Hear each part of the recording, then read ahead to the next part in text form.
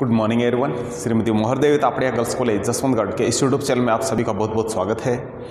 हम बात करेंगे आज पूर्ति की लोच की।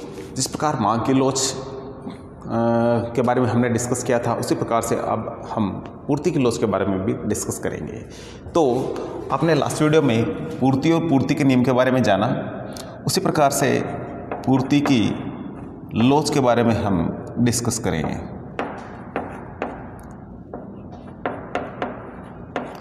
Elasticity of supply.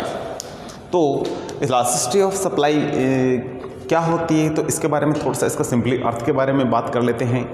तो इसका जो सिंपली अर्थ है वो इस तरीके से है कि जब कीमत में परिवर्तन होता है तो पूर्ति में भी परिवर्तन हो जाता है। कीमत में परिवर्तन से पूर्ति में भी परिवर्तन हो जाता है। यह परिवर्तन कितना होता है, इसकी माप ही पूर्ति की लोच है। तो इस तरीके से ये इसका सिंपली अर्थ है कि कीमत में परिवर्तन से पूर्ति में परिवर्तन हुआ कितना, इसका मेजरमेंट यानी माप ही जो पूर्ति की क्या होती है, लोच होती है। इसके लिए अलग अलग हम फॉर्मूले यूज़ में लेते हैं। सिंपली जो फॉर्मूला हम यूज़ में लेते हैं वो कुछ इस तरीके से है।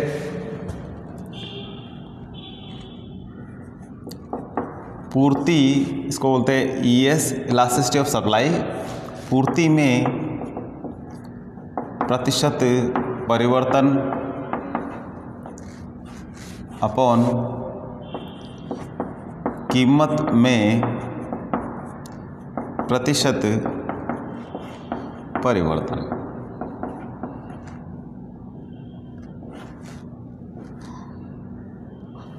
तो ये इसका है जो सिंपली क्या है, इसका फॉर्मूला है। इस फॉर्मूले की सहायता से क्या न्यूमेरिकल क्वेश्चन आते हैं, इसमें वो हम क्या करते हैं, हल करते हैं। तो ये इसका पूर्ति की लोच का सिंपली अर्थ हुआ। अब जो पूर्ति की लोच की जो श्रेणियां हैं, ठीक है, डिग्रीज ऑफ सप्लाई, उसके बारे में थोड़ा डिस्कस करते हैं। तो वो क्या है, तो पूर्ति की लोच की जो श्रेणियां हैं,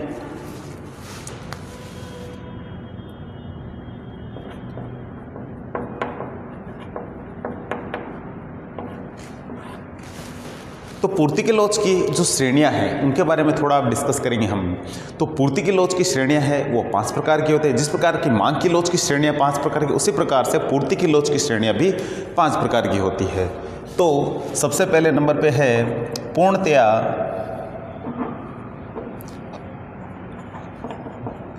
लोचदार पूर्ति।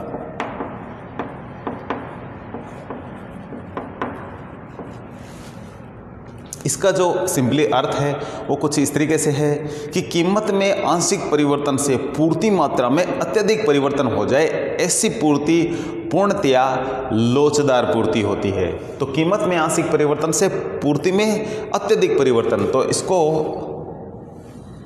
कीमत में आंशिक हम इसमें दिखाते हैं डायग्राम के रूप में। तो सबसे पहले इधर लिखेंगे कीमत, इधर लिखेंगे पूर्ति मात्रा। बिल्कुल सीधी लाइन होती है सप्लाई की। इसमें हम संतुलन दिखा सकते हैं, दो Q1 और Q2, E और E1, यानी कीमत में अप एंड डाउन नहीं होता है यदि संतुलन बदल जाए, यानी कीमत सेम ही रहती है, लगभग आंशिक का मतलब नए के बराबर ही। यदि हम कहें किसी वस्तु की कीमत है जो 100 रुपये किलो से कम होकर के 99.90 पैसे हो गई, 10 पैसे कम हो गए, तो राउंडिंग फिगर में उसको 100 के रूप में देखा जाता है। तो इसलिए इसमें इस जो रेखा है हमारी जो सप्लाई की है, इसमें कोई फर्क नहीं पड़ता है। राउंडिंग फिगर की बात करें तो कीमत में नए के बराबर परिवर्तन हुआ है। तो ऐसी कंडीशन में इस तरीके से डायग्राम इसका बनता है। तो ये है। और जिस तरीके से हमने मांग की लोच की श्रेणियों के बारे में डिस्कस किया था, सेम ही इसको भी उसी तरीके से डिस्क्राइब करना है। तो मैं केवल डायग्राम और इसका बेसिक अर्थ बताऊंगा, आपको डिस्क्राइब खुद ही करना होगा। उसके बाद में 2 नंबर हमारा टॉपिक आता है, वो है इकाई से अधिक या अधिक लोचदार।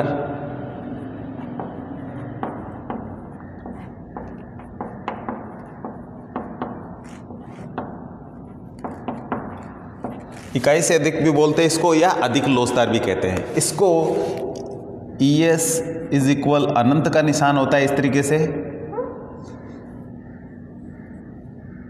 इसका ये सिंबल है अनंत। ES इज इक्वल अनंत हो गई है, ठीक है। और अधिक लोचदार, ठीक है। इसमें इकाई से अधिक इसको बोलते हैं। तो इसका जो सिंपली अर्थ है वो कुछ इस तरीके से है कि जब कीमत में परिवर्तन होता है तो मांग में भी होता है, कीमत में परिवर्तन होता है तो पूर्ति में भी परिवर्तन होता है। अब यहाँ मांग का नाम नहीं लेना, हमें पूर्ति का ही लेना है।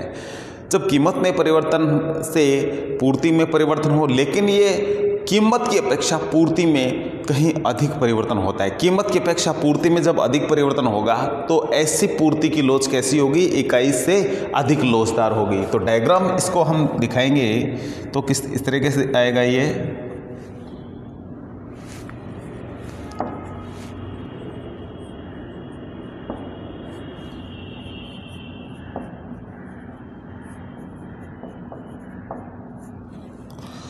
जो सप्लाई है थोड़ा सा इस तरीके से ऊपर की ओर यूं बढ़ेगा ये, ठीक है। सीधा था, थोड़ा सा इस तरीके से एस, ठीक है, सप्लाई वक्र हमारा। अब इसमें 2 पॉइंट बनाएंगे तो आपको समझ में आ जाएगा कि पूर्ति में तो अधिक परिवर्तन हुआ और कीमत में कम परिवर्तन हुआ है। तो आप देखेंगे मैं इसमें 2 पॉइंट बना रहा हूँ। यहाँ एक पहला हमारा है ई संतुलन और दूसरा होगा E1। ई संतुलन दोनों साइड में मिला देते हैं तो प्राइस और ये क्वांटिटी है। E1 इधर नीचे मिलाते हैं और इधर भी मिला देते हैं। तो आप देखेंगे कि कीमत में OP1 और इसमें OQ1 मात्रा। तो कीमत में तो देखिए आप कम परिवर्तन है, इसमें ज़्यादा परिवर्तन है। तो कीमत थोड़ी बड़ी है लेकिन इसमें ज़्यादा मात्रा में परिवर्तन आ गया है, ठीक है। तो कहने का मतलब है कि कीमत की अपेक्षा पूर्ति मात्रा में क्या होगा, अधिक परिवर्तन होगा। तो ऐसी पूर्ति क्या होती है, इकाई से अधिक लोचदार होती है। इसको ES ग्रेटर देन 1 कहते हैं। लास्टेस्ट ऑफ सप्लाई ग्रेटर देन 1, इकाई से अधिक लोचदार होती है। तीसरी हम बात करें लोचदार पूर्ति या इकाई के बराबर भी बोलते हैं इसको।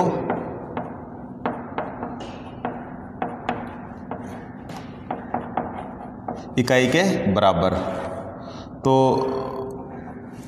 इसके लिए जो इसका सिंपली अर्थ है वो कुछ इस तरीके से है कि जब कीमत में परिवर्तन होता है तो पूर्ति में भी होता है, लेकिन ये परिवर्तन समानुपात में होता है। जितना परिवर्तन पूर्ति में होता है उतना ही कीमत में है। यानी कीमत और दोनों में परिवर्तन कैसा होता है, बिल्कुल इक्वल होता है, समान होता है, समान अनुपात में होता है।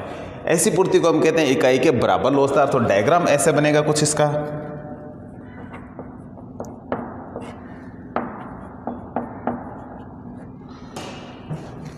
ये बिल्कुल 45 डिग्री के कोण पे रेखा चली जाती है सीधी। ये आप इसके सेंटर से खींचेंगे तो लगभग 45 डिग्री के कोण पे रेखा आएगी। इस पे आप कोई 2 पॉइंट बनाएंगे सप्लाई के इस वक्र पे तो बिल्कुल बराबर आएगा। इसको E नाम देते हैं, इसको E1 नाम देते हैं। दोनों साइड में मिलाया, लाइनें सीधी होनी चाहिए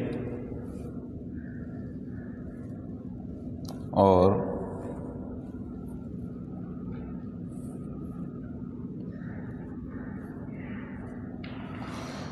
इधर भी दोनों साइडें मिला देते हैं। तो आप देखेंगे कि दोनों साइड में जो अंतर है वो लगभग बराबर आपको दिखाई देगा। जितना अंतर इधर है उतना का उतना ही आपको इधर दिखाई देगा। तो लाइनें सीधी होनी चाहिए। ये और ये लगभग दूरी आपको बराबर दिखाई दे रही है। ये कब होगा, जब आप 45 डिग्री के कोण पे ऐसी लाइन खींचेंगे और ये दूरी बराबर अपने आप ही आ जाएगी। तो इस तरीके से जितना कीमत में चेंज हुआ उतना ही किस में हो गया, क्वांटिटी में, यानी पूर्ति मात्रा में हो गया है। तो P और इसको P1 नाम देते हैं, इसको Q और इसको Q1 नाम देते हैं। इसको कहते हैं ES = 1 पूर्ति की लोच ये क्या है, 1 के बराबर है। तो इस तरीके से ये 3 कंडीशन हो गई है। थर्ड पे हम चलते हैं तो चौथे पे चलते हैं, 4 नंबर पे। तो ये है, इसको हम कहेंगे बेलोचदार पूर्ति।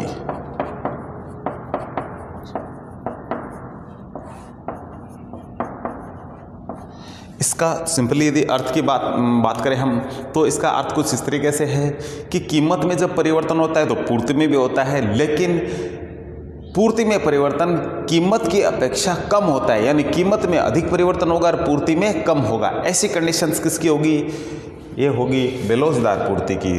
डायग्राम कुछ इस तरीके से बनाएंगे इसका हम।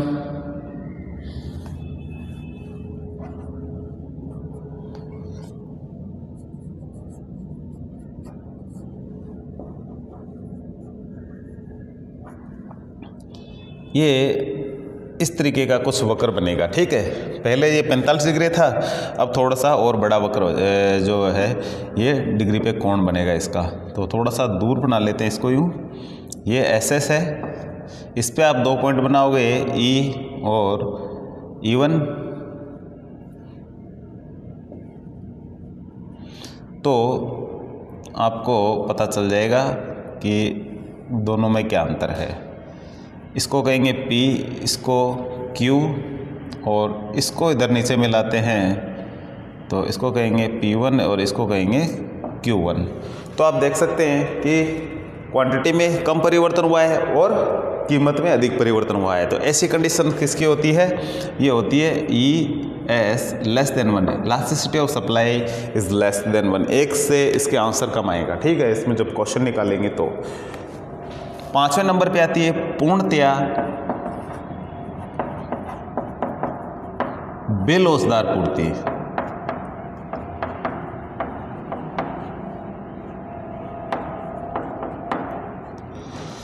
यदि बात करें इसके सिंपल अर्थ की तो इसका अर्थ ये होता है कि जब कीमत में अब इसका कीमत नहीं बोलेंगे क्योंकि इसमें आंशिक परिवर्तन किस में होगा? पूर्ति में। कीमत में अत्यधिक परिवर्तन हो और पूर्ति में आंशिक हो, तो आंशिक वाले को पहले बोलना है। किस तरीके से? कि जब पूर्ति में आंशिक परिवर्तन से कीमत में अत्यधिक परिवर्तन हो जाए, ऐसी कंडीशंस किसकी होती है? पूर्णतया बेलोचदार पूर्ति की होती है। जिस तरीके से यहाँ कीमत में आंशिक परिवर्तन होता है, इसमें क्या होता है? पूर्ति में आंशिक परिवर्तन होता है, ठीक है, और कीमत में अत्यधिक परिवर्तन होता है। ऐसी कंडीशन पूर्णतया बेलोचदार की, ठीक है। तो इसका अर्थ किस तरीके से कहेंगे कि पूर्ति में आंशिक परिवर्तन से कीमत में अत्यधिक परिवर्तन हो जाए, ऐसी पूर्ति पूर्णतया बेलोचदार होती है। डायग्राम इसका कैसे बनाएंगे आप? डायग्राम कुछ इस तरीके से बनेगा इसका। बिल्कुल सीधी रेखा आ जाएगी सप्लाई की S, इसको क्वांटिटी, इधर आप 2 परिवर्तन करके दिखा सकते हैं, P, इसको P1, लेकिन Q में कोई चेंज नहीं होगा। इधर लिखेंगे कीमत और इधर लिखेंगे पूर्ति मात्रा। तो इस तरीके से इसको E1 और इसको E नाम देंगे। ES इज 0, तो इस तरीके से इसको ES क्या कहते हैं? 0 कहते हैं। लाइन सीधी होनी चाहिए, मैंने आपको बताया है। लाइन सीधी होती है तो डायग्राम अच्छे लगते हैं, तो इसको थोड़ा सा सीधा कर देते हैं Q, ठीक है। बाकी सारी चीज़ें सेम है, कुछ नहीं है। तो इस तरीके से थोड़ा लाइनें सीधी होनी चाहिए, डायग्राम अच्छे लगते हैं। तो इस तरीके से ये 5 प्रकार की जो पूर्ति की जो श्रेणियाँ थी। और अब हम नेक्स्ट टॉपिक में पूर्ति से संबंधित कुछ क्वेश्चंस की बात करेंगे। तो आज की वीडियो में इतना ही करते हैं, मिलते हैं नेक्स्ट वीडियो पे। तब तक के लिए धन्यवाद। अपनी वीडियो को लाइक कीजिए, वीडियो को शेयर कीजिए, यदि चैनल को सब्सक्राइब नहीं किया तो ज़रूर कीजिए।